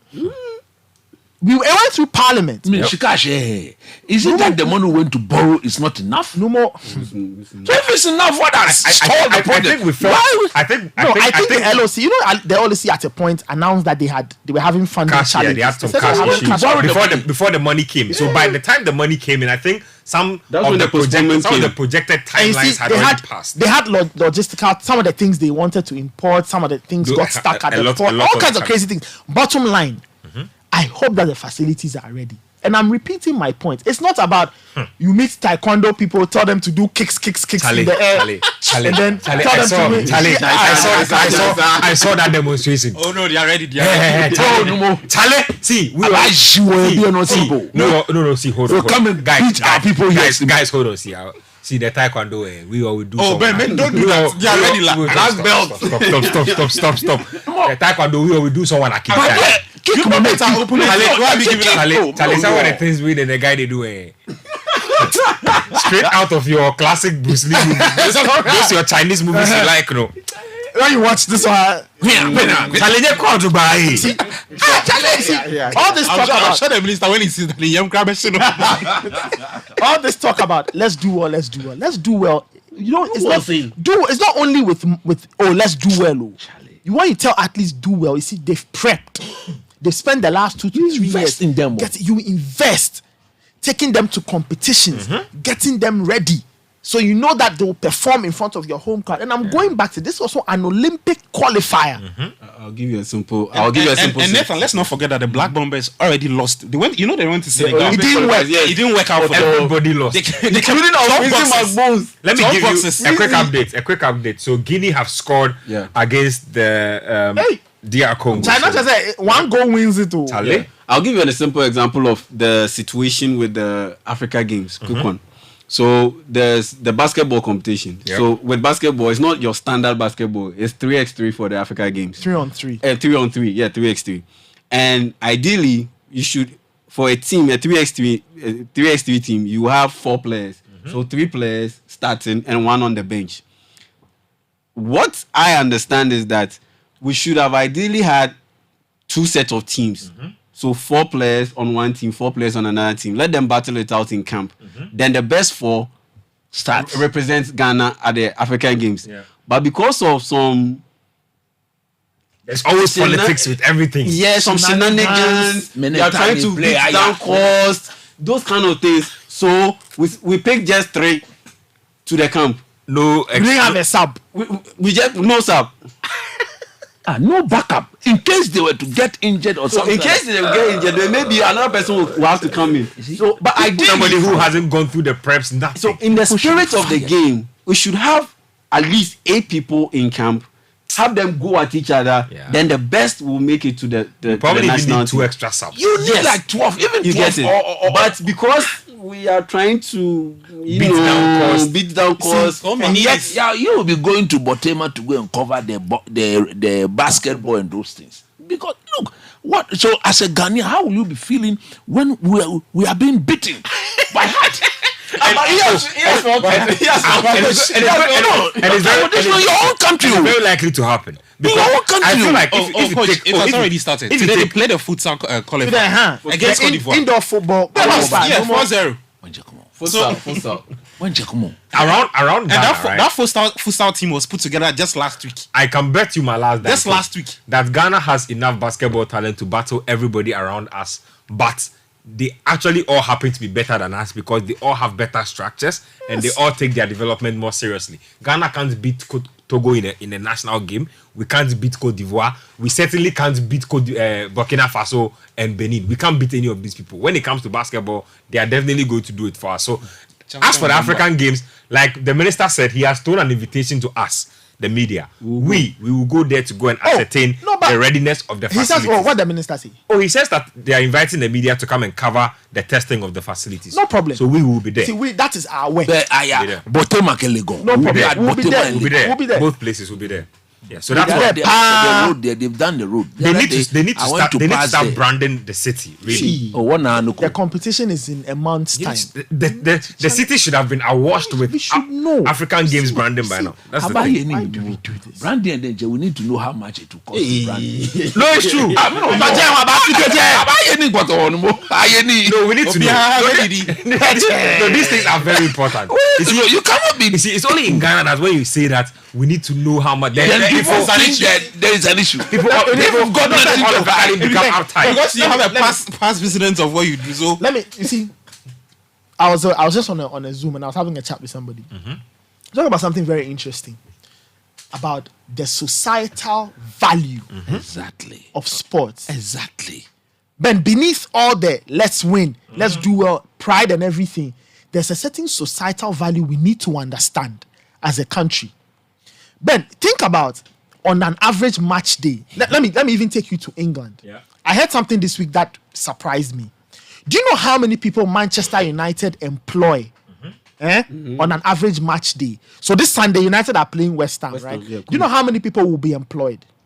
3,000 people on one match day. just for the game. Just for that game. Because who are they? The cooks, the tea lady, the sausage lady, the ticket lady, the stewards. So the stewards in the stadium, right? All around. Security. So we are talking stewards. Those working in the washrooms. The ones working in the washroom. The people selling now. This is just direct. Indirect. The people selling scarves outside the stadium. Yes. The people selling drinks outside. The people selling jerseys outside. People who have opened the people who've opened viewing pubs centers all around. Security wants to recruit more people to complement their numbers. We need to think about these things as the football country. economy is huge. We say we are suffering from unemployment. A few years ago, was it not under Honorable Isaac Esiama when he said we're doing what? Youth in sport. Yabani Yaba. They said they'll go to Zenith College and go and learn. We need to find out if people actually went to learn. Nobody went.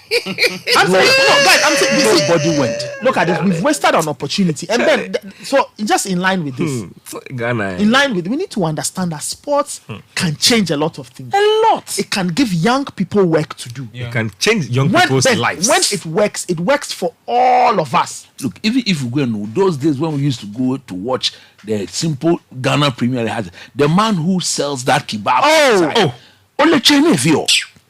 The woman, by the time the game will end, 90 minutes, cash out. Woman selling the chips, Achumo, Adunle, Bofro, the pure I say my favorite suya guy at House of Folk Games is out of business now because Martin I will be ambitious. So we need to understand the value, the societal value of sports in this country. We are hosting the rest of the continent. How much noise are we even making? But you see, that's the thing about Nathan. If politicians and the FA understand that they can take 8 million to a sports competition that happens over a span of less than 1 month, they definitely understand the economic value of sports. They just don't want to walk the talk. They just don't want to, because if you know that a football tournament that will last less than 1 month, man, these $8 million to be put behind it. I'm saying that in this 1 month that the AFCON has been played, I'm sure there are people in Cote d'Ivoire who have had at least work to do for 1 month. I'll tell you something about it. In fact, where our hotel was, there was a woman who was like basically cooking Ghanaian food. And so once there was a host of journalists in town, she cash out some nights crash. She says she tired. She no go cook again. She says she must rest.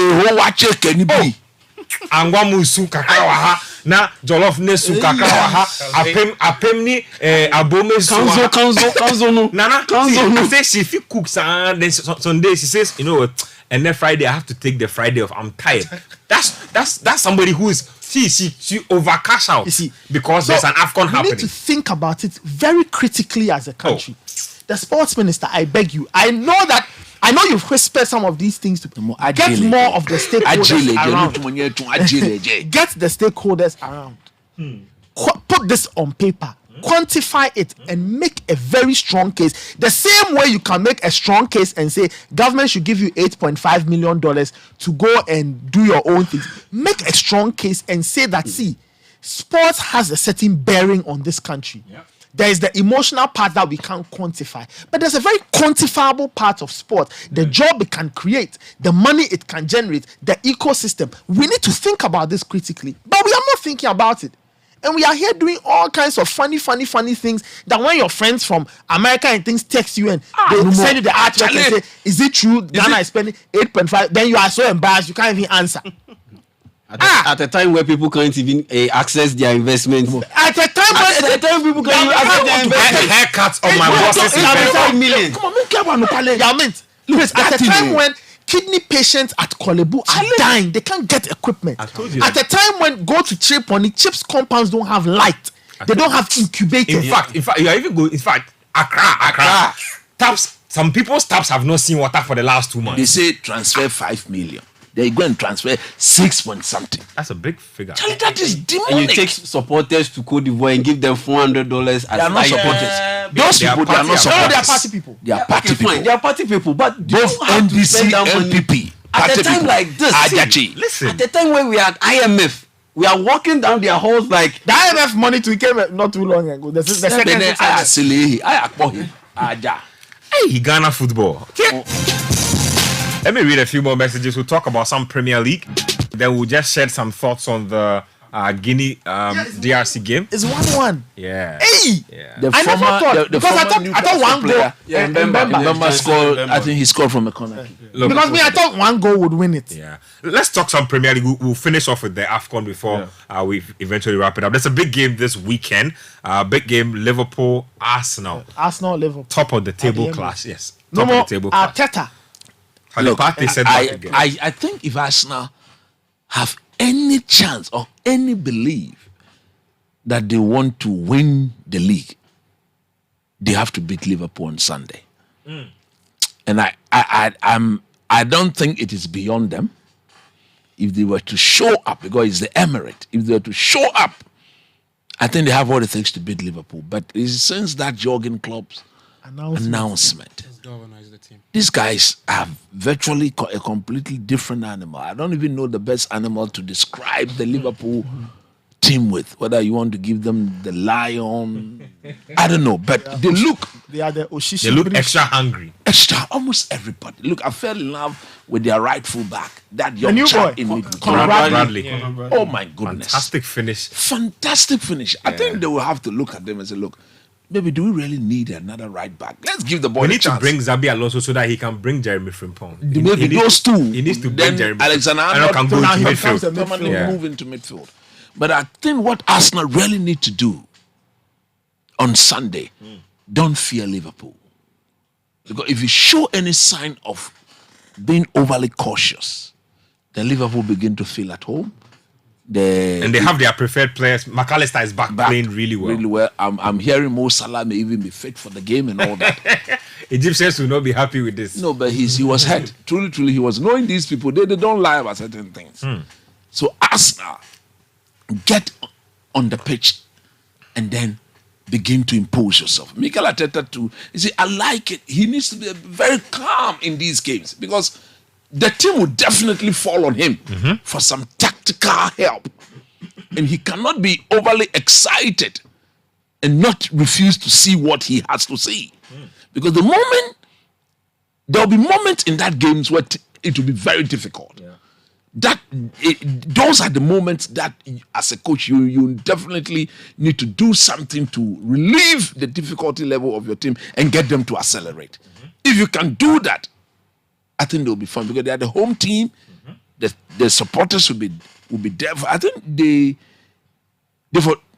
didn't lose at Liverpool, did they? No, it was 1-1. That's right. So they can look at that. Look, we went there and we didn't lose. Why should we lose at home? But having said all these things, they have to be very decisive. Decisive in every department of the game. Defensively, Saliba, you don't doubt his ability. Gabriel will have to take away all those errors because any unforced error, you pay the price. And in midfield, Arteta will need to decide whether it has to be only Declan Rice and then Odegaard and then the boy from Germany, what is the name? Kai Havertz. And then up front, Arsenal's biggest problem is that they don't have a natural goal scorer. Somebody to put Somebody it that away. they know that when we get it to him, he puts it away and we are in the lead or we are winning the game. In very tight They had the situations. January window to do it. They didn't do it. Didn't do it. I think the man they really wanted told everybody he was not going to leave Brentford. Evan Toney. He needed to stay, especially if you look at where Brentford is in the league. He needed to. Him. Yeah. Yes, exactly. So it is what it is. They have to work with what they have, but because they don't have that natural goal scorer in their team, that is what makes me worry for them.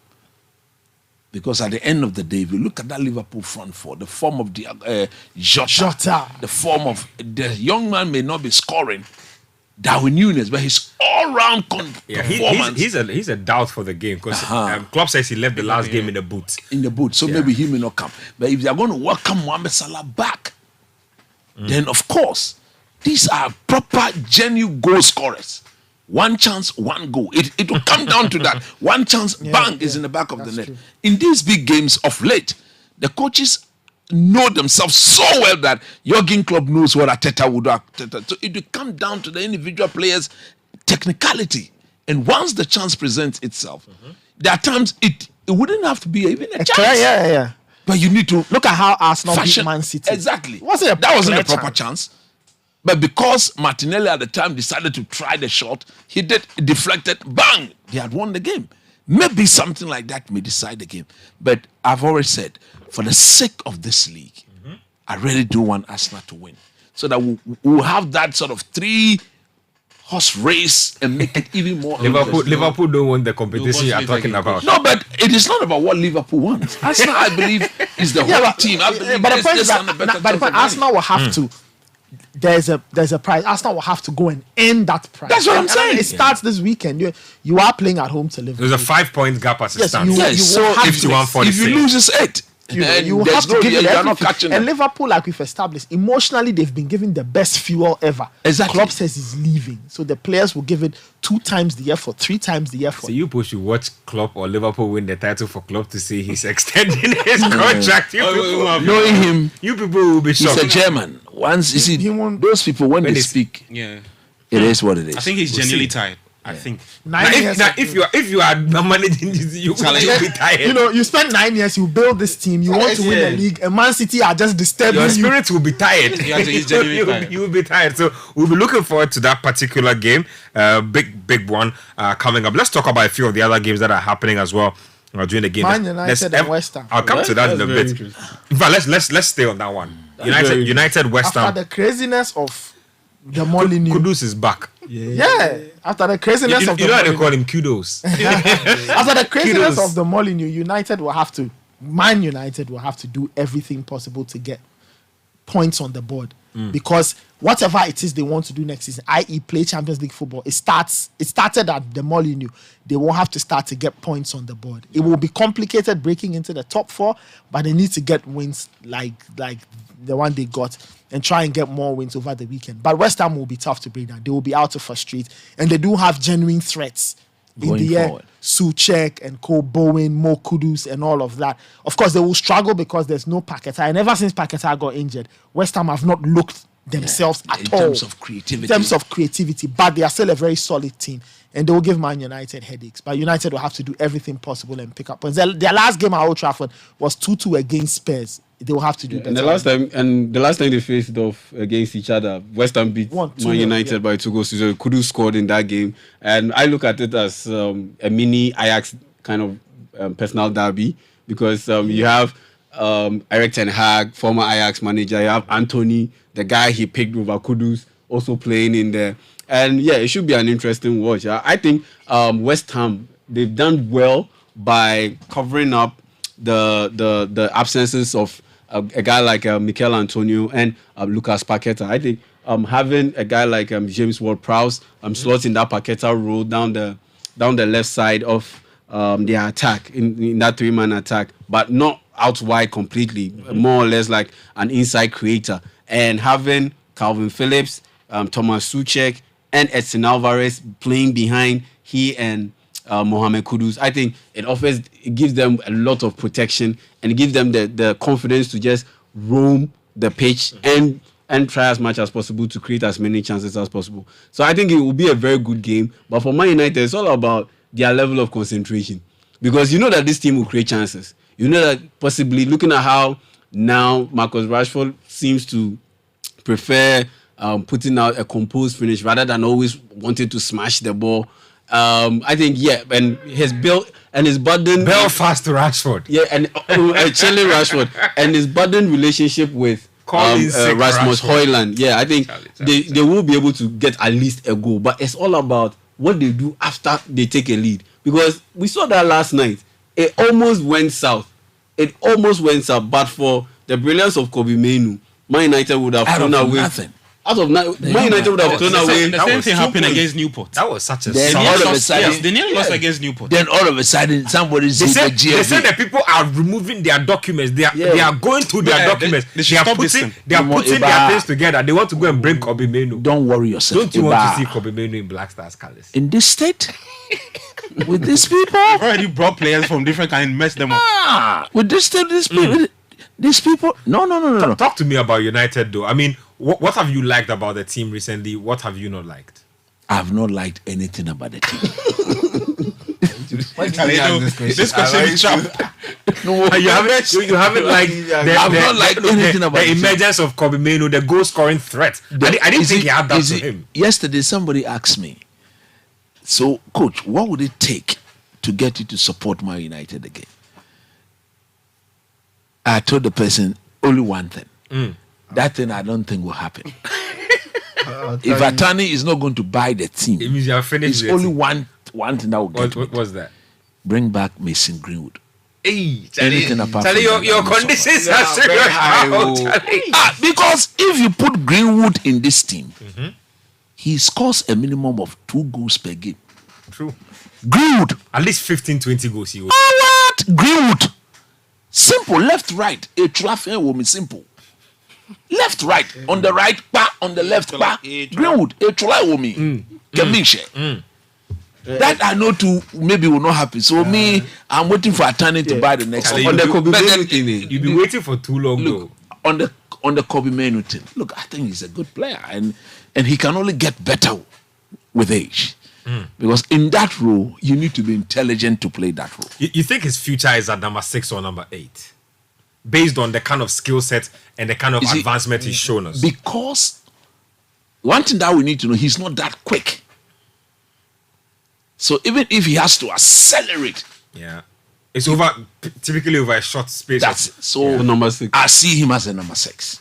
Is he a good enough tackler? Yeah, because he's not. See, He can be a good line playmaker. deep line like Andre Pello used to do. Yeah. He's very calm, very Compass. composed. He scans the ball very well. And he tends to pick the obvious or the simplest of decisions. In that role, you don't need to complicate things. So you play it simple. He can go long, he can go short, he can carry the ball for some yards before picking the pass. So for me, I see him as a good number 6, a player who under pressure can call for it and scan like Sergi Busquets or like Rodri would normally do for Man City and calm the nerves of everybody. And then we all begin to move forward again. So I do see him as a number 6. And I hope that disease that tend to show up in players like Rashford and Sancho and Co. The Belfast will not show up here in him. Because Ten Hag says that there's an indisciplined gene in the team that he came to meet. He came to meet. So he's still battling it. There are times to you want to question his Rashford go methods. Bolingo till he couldn't even see what was in front of him. No. Then called in sick. Marcus Rashford. I wanted to say I wanted to think that the English press were blowing it out of proportion. But you see, when people like Alan Shearer wade into the discussion and say that you need to watch the circle of people around you and stuff like that, you know that it's actually more serious. And Shearer said that as a country, they cannot afford to waste this talent. It tells you That's a very serious statement. Serious statement. You cannot be selling yourself all over the place. Onuni, you are drinking here. You are Man United player. Charlie.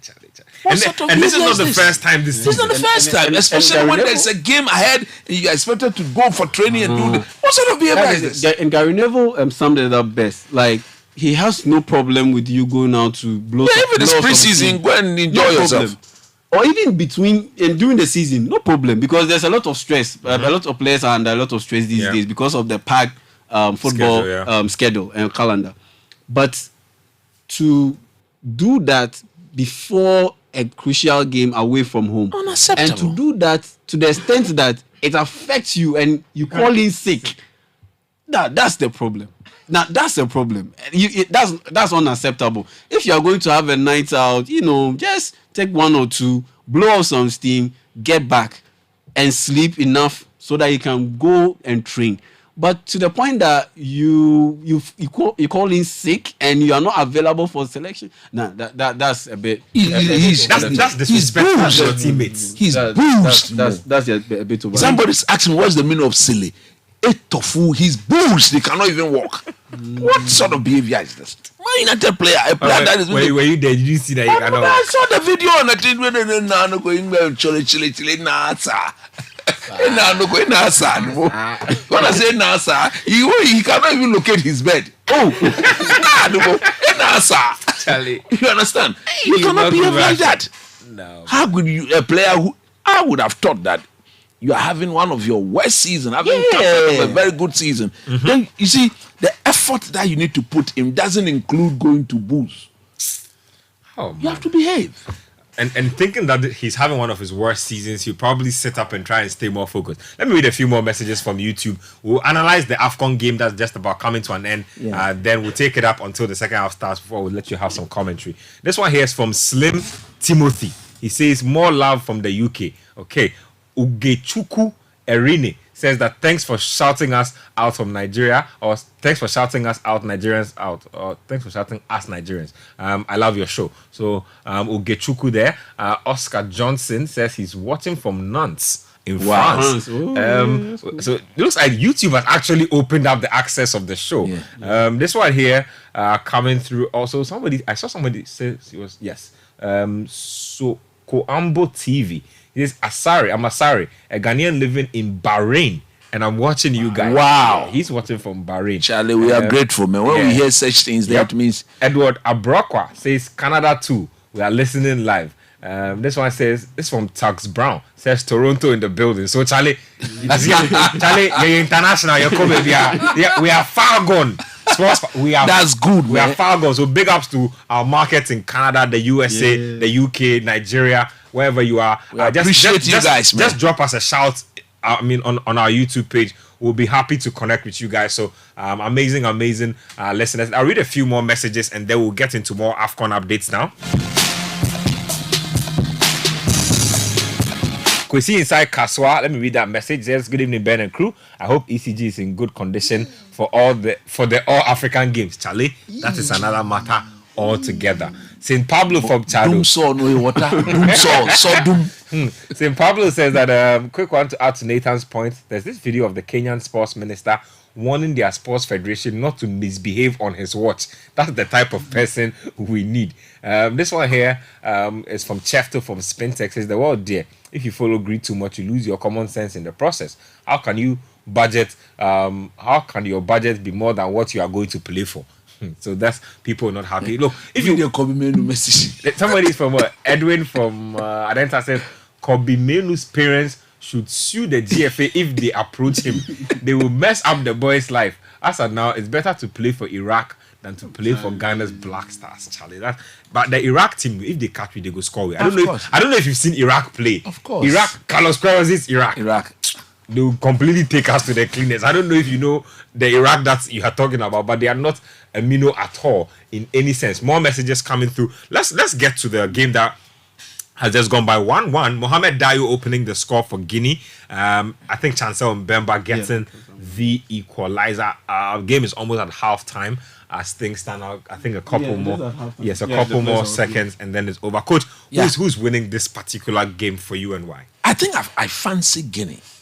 I fancy Guinea because the DRC are too wasteful in front of goal. They are too wasteful. And if you look at the fact that if you look at the goal they even scored, it came from a set piece and it came from an unexpected source.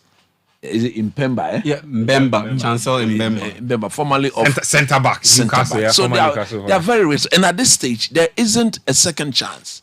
Everything will have to be settled today. And at the end of the day, it will come down to how prolific or how clinical, how deadly you can be in front of goal. And I think once it is going to come down to that, That is why I am leaning towards Guinea winning than DRC. And again, the DRC team, they were involved in an extra time with Egypt, a long night with Egypt. So the longer it travels, the more they'll start to feel it. The more they'll start to feel it. And if I'm the coach of Guinea, if it start traveling a bit long, I'll be telling my boys to up the tempo even more if they can, so that we begin to see how well the DRC will cope. So that is why and if you look at what we've witnessed, I think they've been under it a bit more. So in that second half, I'm expecting Guinea with their influential players that they've got, the likes of Naby Keita, of course, and then some few other guys who can come in there, stabilize the midfield, and begin to establish some form of rhythm to get them to impose themselves a bit better.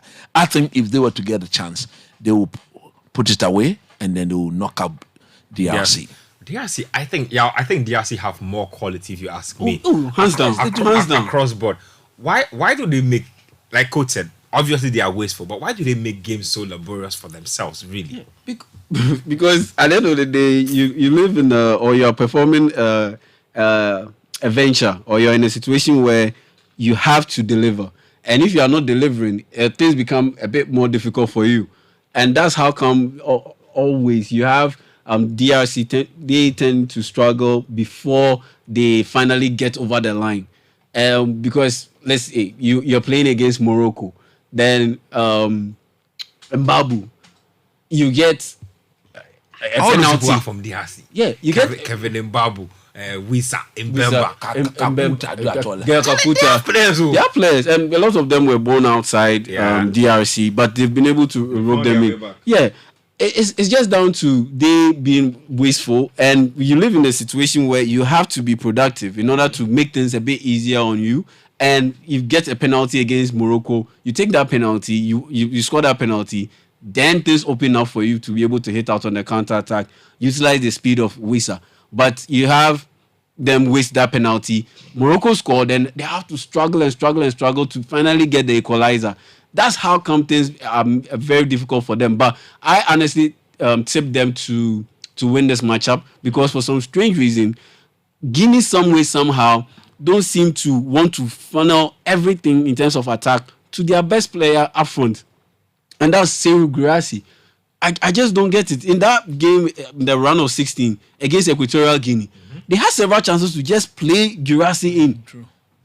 Just square the ball for him to just tap it in. And for some strange reason, they kept on opting for choices other than Sekou Guirassy. So for me, I look at all these factors and the fact that yes, DR Congo, they have the overall quality than Guinea. Yes, I will go in for DR Congo, and on top of that, I think they will be a better opponent in the next stage, in the semi-final stage, than Guinea, because who do they face? They will play against the winner of the Côte d'Ivoire Mali game. Yeah. I don't think having Guinea squaring up against either Mali or Côte d'Ivoire will be a competitive game. Honestly, I don't see that. But when it's DR Congo Mali or DR Congo Côte d'Ivoire, yeah, I see it to be a more competitive matchup than having Guinea in there. So I'll go in for DRC. I'll go for DRC win.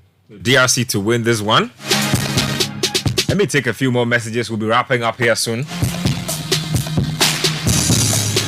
Somebody's asking me if a private citizen can't take care to court for financial loss to the state. You can take everything to court if you want to, really. ODT says, good evening. The AFCON has exposed us greatly. We knew our team was not all that good, but not until this AFCON. You see, the truth about football is that if Ghana had gone on to go to the quarterfinals or semis, all these problems would have been covered and none of us would have found out any of these things. So sometimes these things really do happen, because sometimes you can have a team that's not well prepared. We've done things, but football will some way, somehow find a way to slip you through little gaps. Paper over your cracks bit by bit until you get to a certain stage.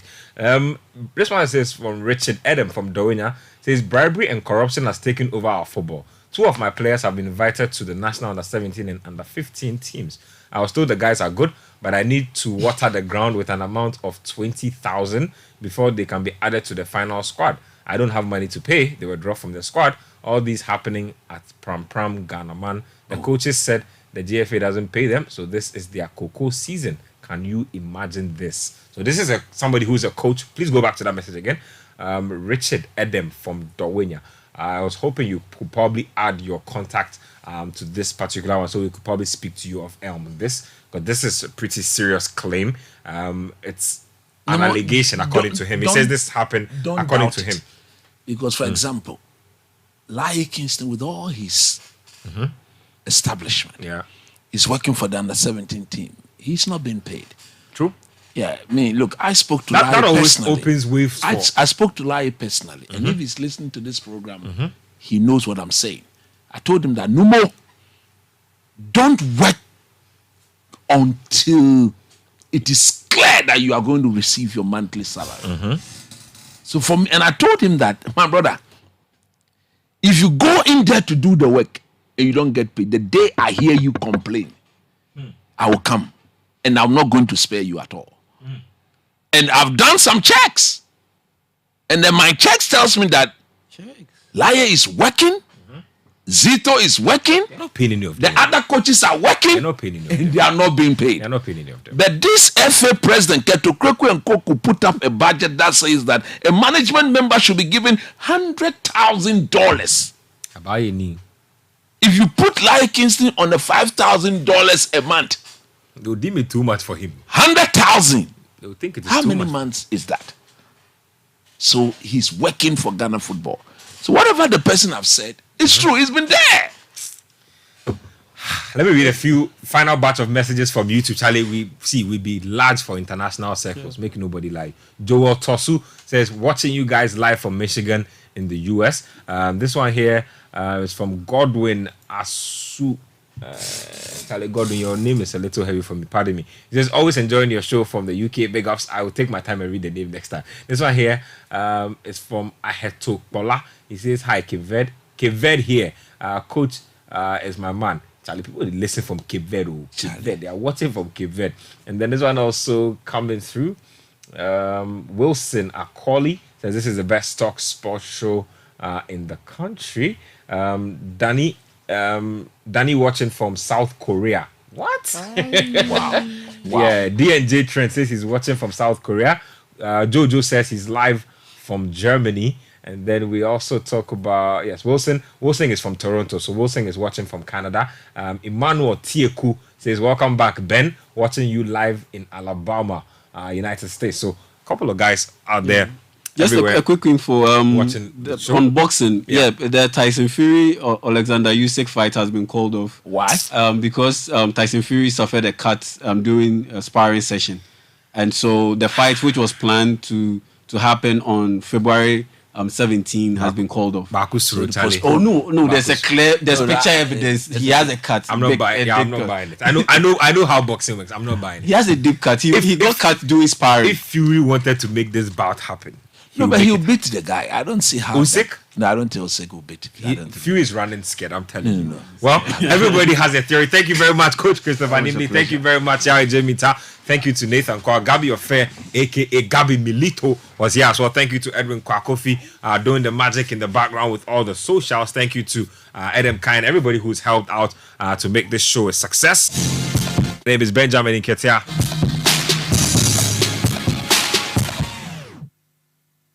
We'll leave you in the hands of DJ Mingo.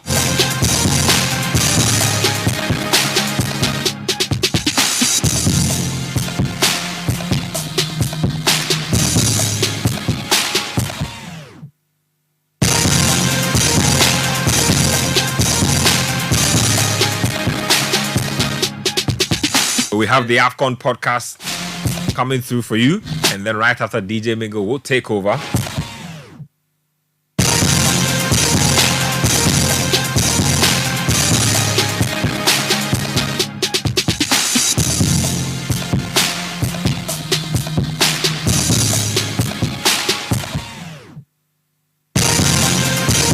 Enjoy the rest of the programming, and don't touch that dial.